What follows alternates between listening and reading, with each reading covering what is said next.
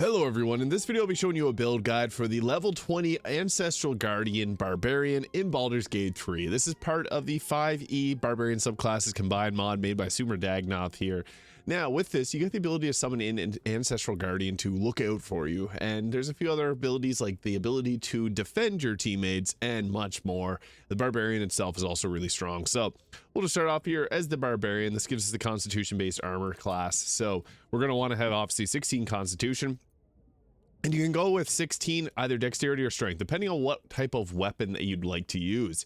Early game, Fowler Alluve works pretty great, but if you want to go with a strength-based weapon, go with 16 strength and 14 dexterity. You still use dexterity for your armor class. I'm just going to go 16 dexterity here, as well as use strength potions, because that can be the maximum damage version of this. But you can also just go with the 16 strength and build it up that way as well. So I'll be covering all of the gear choices for this, as well as showing it off in combat. So at level 2, we get ourselves the Danger Sense, giving advantage on dexterity saving throws and trap spells and surfaces. Then we get the Reckless Attack, gaining advantage on attack rolls until the end of your turn, but enemies will get advantage against you. And then once we get ourselves level 3, this is when we get to choose the Ancestral Guardian subclass. So with this, we're going to roll with that Ancestral Guardian. So this gives us a subclass feature Ancestral Protectors. While raging, the first creature your attack on your turn is targeted by Spectral Warriors, which hinders its attacks. We also get ourselves this special rage icon here, and it's just similar to the other rage, so we're going to continue with that there. Once we make our way to level 4, we get ourselves a choice in feat. Now, an ability score improvement to take up either Constitution or Dexterity works great here. Early game Constitution is going to give you a big bang for your buck with more health, as well as better armor class, so I'd recommend that, but Dexterity later game works better. At level 5, extra attack, big power spike, and we get increased movement speed if we're not wearing heavy armor, so we're not going to wear heavy armor. At level 6, we get ourselves an additional rage charge, and we get the Spirit Shield. While raging, you can use your reaction to reduce damage to an ally within 9 meters, further keeping your team safe. So that's a nice subclass feature. At level 7, you get Feral Instinct, +3 to initiative and cannot be surprised. It's basically the diet version of the alert feat. And at level 8, we'll go with another improvement to our dexterity or constitution, or even your strength. It's one of those 3 that you need to have high. I think dexterity works best for the purposes of a late game build, but going with high strength is going to be best for weapon rolls. Now at level 9, we get Brutal Critical. Whenever we do a crit, we get an additional damage die. So that's just going to further enhance our overall damage output. And at level 10, we get this really cool icon here. Consult the Spirits. Summon an invisible ancestral spirit that can scout the path ahead for you. For 100 turns, into concentration. I'll show off what that looks like here in a moment. At level 11, we get ourselves Relentless Rage. So, once per short rest, if you drop to 0 health points while in rage, you regain 1 health point instead of being down. So further enhancing our survivability. At level 12, we get ourselves another feat. Now this is where we got to make a decision. Two-handed weapons, Great Weapon Master is going to be your best feat because this will give us better damage, and we can also get a free attack out of it. Dual Wielder is another good one if you want to use 2 weapons, but we're going to go with the Great Weapon Master for maximum damage. At level 13, we get ourselves Brutal Critical 2, and this gives 2 additional damage die, so crits going to hit really hard here. At level 14, we get another subclass feature with Vengeful Ancestors. When you use your Spirit Shield to reduce the damage of an attack, the attacker takes an amount of force damage that your Spirit Shield prevents. If they were going to do 30 damage, it'll deal 30 to that enemy in force damage, which is pretty good. Not a lot of things resisted. At level 15, we get Persistent Rage, so your rage is so fierce that it ends early, only if you fall unconscious or if you choose to end it. So, rage forever. At level 16, we get ourselves another feat here. And at this point, I think Savage Attacker works well, so you reroll damage die twice, and this will include our special extra crit dice. And then we get ourselves our third critical die here at level 17, so Brutal Critical is going to hit really hard. We definitely want to be critting as much as we possibly can. And at level 18, we get ourselves increased health there. Level 19, we get ourselves another feat here. So we can go with a few different ones here. I think that going with the tough feat for an increased health works really well because a barbarian, high health, it's in your blood. You definitely want to have high health when you're a barbarian, and we'll roll with that there.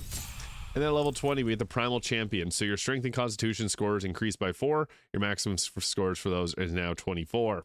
So yeah, big ups. You get more constitution and overall health for better survivability. So what this ends up looking like. We got ourselves the Bone Spike helmet here, so it will give psychic damage to targets whenever you rage, but it also gives a +2 intimidation. And the big thing here is Menacing Attack. It gives us this attack that we can make every single turn, and it's a very powerful attack, so that's a good one. We also get ourselves a Shade Slayer cloak here to increase our critical hit chance by 5 as we hit very, very damaging criticals. We want to do that as much as possible. We also got the Vest of Soul Rejuvenation to give us a +2 in armor class, which alongside the Bracers of Defense, which gives a +2 armor class as long as you're not wearing armor or holding a shield. That puts us at 27, so pretty solid armor class overall. And also the Bone Spike boots will give a +1 armor class and saving throws as long as you're not wearing armor or holding a shield. It increases your jump distance, and it gives us Brutal Leap, which is a bonus action, can knock targets prone. We also go with the Baldur's Giant Slayer, and as I mentioned, with the Strength Potion, this is going to be the maximum amount of damage that we can deal. We also get a Giant form here, so that works great too. Amulet of Greater Health to really max out our Constitution. This gives us 305 health. And then a Killer Sweetheart for that free crit and the Ring of Protection. We want to hit crits as much as possible so that we do that huge boost to our damage. So I'll show off what this ends up looking like in combat. I guess also for early game weapons, you can go with Svartalvi's Wound Seeker, because that's going to give you the ability to do additional 1d4 attacks to targets that are already hurt. So that will help with hitting things, especially with Great Weapon Master. Svartalvi's Rune Seeker is really good for most of the game. You can also use Falar Aluv as well if you want to and have a shield, but yeah, you don't have to go that route as well. So our Consult the Spirits, we can summon this in, and it's basically just like a scrying eye. You can use this to look ahead. So it's that Guardian Spirit there. You can use this for scouting so it can run ahead of enemies, and it can attack, but it doesn't do any damage. So I wouldn't recommend attacking with it. It's more so just there as a scout. So you can send it along its merry way. It will take a hit for you, but again, it's not that strong, so I wouldn't recommend going with it for attacks, really, because it's not the intended purpose. It's more so, again, for scouting. So, yeah, now to show off what this looks like in combat, we'll just go ahead here. Since we got our Rage only available in combat, we do have to start off with... I guess I'll also use a Giant form. This will give us even more health, as when we're in Giant form, we get 27 extra temporary health. Yeah, it's pretty good. So, yeah, we'll just wait for that to refuel. So I get my 2 actions. I applied haste to this character so that I can solo it and show off what it actually is like. And I guess we'll just get right into an attack here now. So, just go with good old menacing attack here to hopefully apply fear to this target. So we just went into that 46 damage, pretty solid. And we'll just go right into the fight here. So, that did use up one of our actions, unfortunately. So we'll just follow it up with another one because we got... I guess he's already frightened, so that's perfect. We'll just go with another attack there, potentially finishing him off. 40 damage, nice. We'll just go over to this one, and I guess we can also go with our Rage too. So we'll apply Rage and get into it. So again, we'll destroy our concentration there. It's fine. We'll go with our attack here. So we got our Menacing attack, and this might take him out. We rolled a critical hit, perfect, and bonk. Yeah, 66 damage. That was pretty hefty. So, yeah, it hits hard, and it hits hard. That's all I can say. So, get it into, I guess we can't even use another action here as we use up our bonus action. So, I shouldn't have ran up that close. We'll just eat that opportunity attack. That's fine. Critical miss. And we also use, I guess, the Greater Kashigo counter from that armor. So, that's nice. Get that free weapon attack. I'm not sure how this gave us the extra attack, but we're going to roll with it. So, turn back. I got mine broken there. That sucks, so we'll just let that happen. I don't think that's going to be a good thing for us because we're mind broken right now, but alright, so I got wrecked really badly there by command drop or command grovel, so that was not great. We don't have an action, we only got a bonus action, so I guess we'll just rage again. I would love to do a brutal leap and get out of this really tough situation, but yeah, that is where we're at right meow. So we can see who has this concentration on slowed on us, so we're just gonna go after them here. Now we can we're in a very rough spot, so I'll try to just do a bow attack here at them and hopefully hit them. Critical miss, we'll turn that into a critical hit, and there we go. We're no longer slowed, even though that did take up both our action. Bonus action, we're at least free from that terror. So yeah, that was not ideal, but things like that do happen from time to time.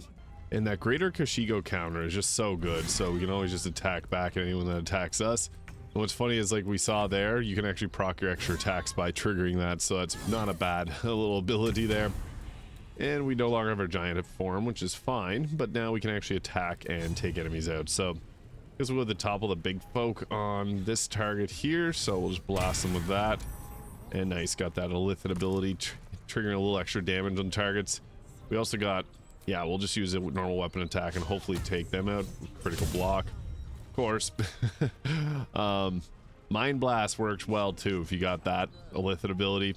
We also got ourselves a bonus action attack, so it's between those two. I'm gonna go with Mind Blast because we're in really rough shape right now, so that's kind of the way to go. And that did drag more guards into the fight, so lovely. So our Ancestral Protector's just procced here, so whenever we do an attack, it's going to cause that target to be restrained. So we'll just go ahead and bonk them with that. And you can see there the Ancestral, hindered by Ancestral Protectors. So that's pretty nice. We can have that applied on the enemy, and that's just going to help us out big time with survivability. So we'll roll with that and leave it as is. So yeah. And our Ancestral Protectors just procced again, so we're just going to go in and get to slashing and use that menacing attack whenever possible. This is the target that got withstrained by the Ancestral Protectors last time, so we'll just give them a break. And yeah, we finished them off.